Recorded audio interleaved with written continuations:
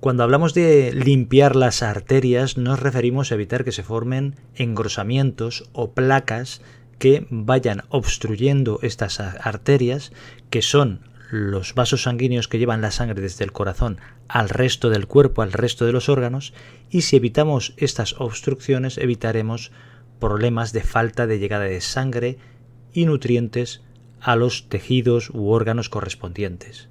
Normalmente será el corazón.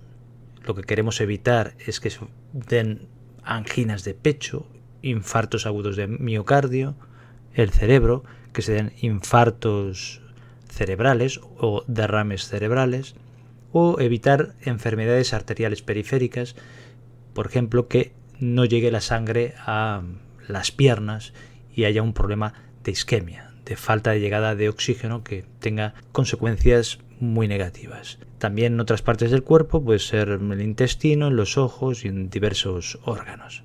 Esto normalmente se produce por la formación de placas de ateroma.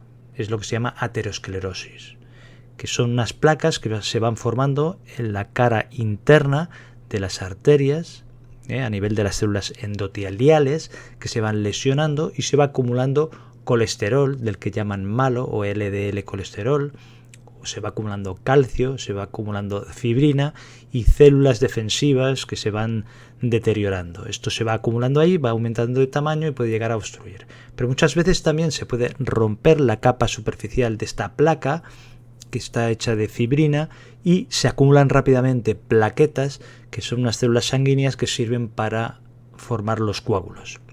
Entonces se forman coágulos que obstruirán esta arteria en el mismo lugar, esto es una trombosis, o que se desprende y obstruye en otro lugar, que es lo que se llama embolia.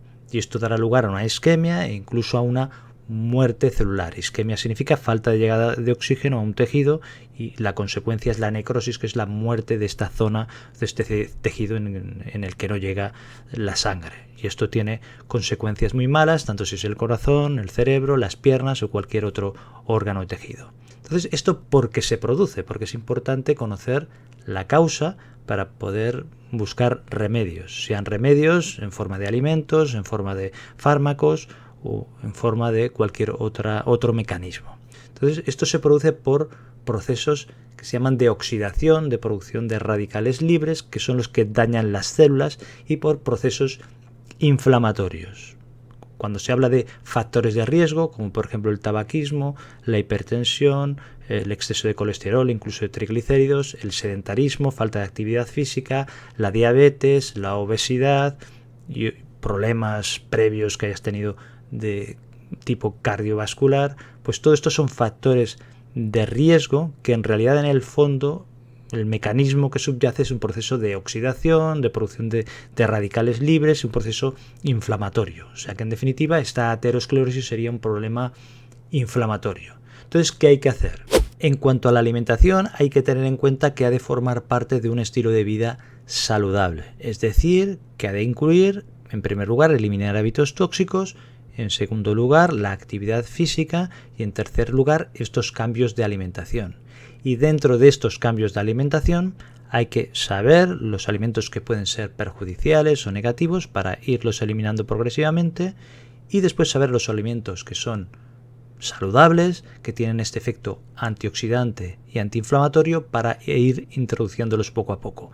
Y aquí digo poco a poco porque es importante que estos cambios de alimentación y de estilo de vida saludable en general se hagan de una forma progresiva, sobre todo si eres una persona que llevas un estilo de vida muy poco saludable, que comes de una forma muy irregular y en forma insana, o que no realizas actividad física porque eres muy sedentario, que incluso fumas o consumes otro tipo de tóxicos.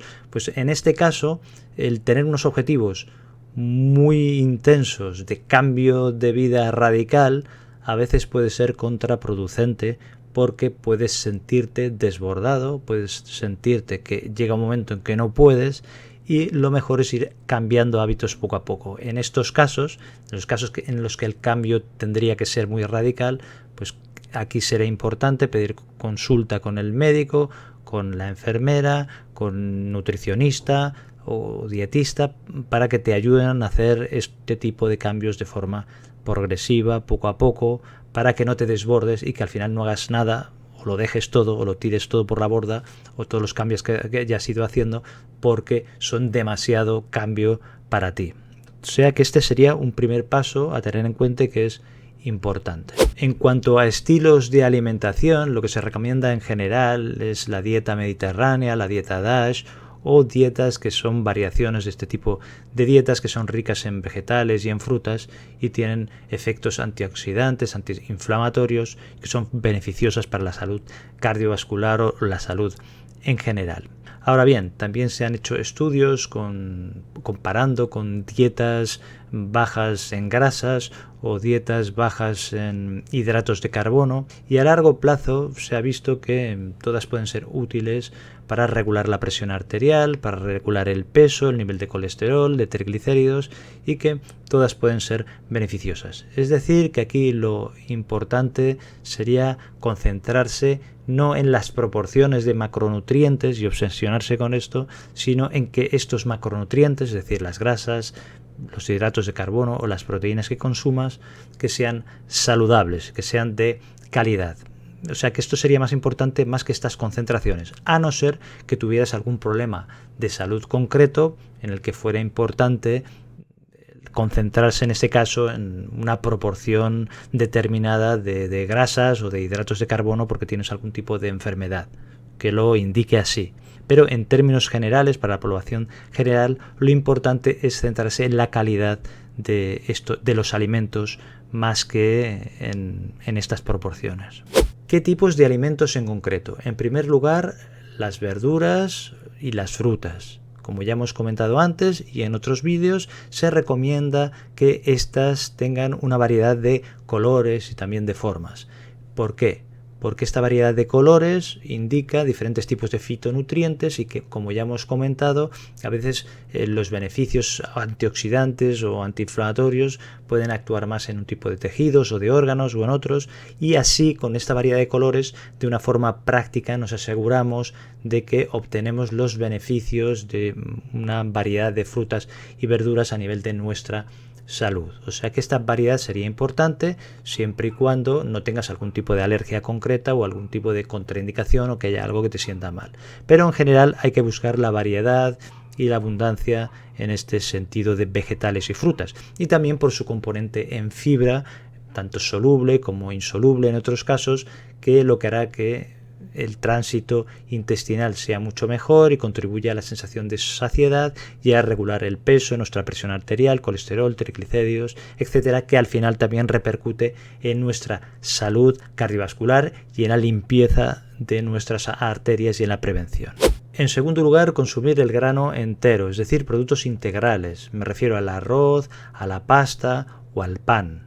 Es decir, que al consumirlo integral, con su grano entero, conseguiremos que la entrada del azúcar en la sangre sea más lento, el índice glucémico será menor, la carga glucémica, de forma que esto ayudará a regular los niveles de insulina y la acumulación de grasa en los tejidos y a controlar mejor nuestro peso, y también contribuye a nuestra sensación de saciedad y mejora el tránsito, la circulación de los alimentos por nuestro intestino hasta el final y contribuye a que haya menos estreñimiento, menos problemas, ya que nuestra microbiota, es decir, los microbios, los gérmenes que hay en nuestro intestino, también se mantengan de la forma adecuada, y esto también es beneficioso para nuestra salud.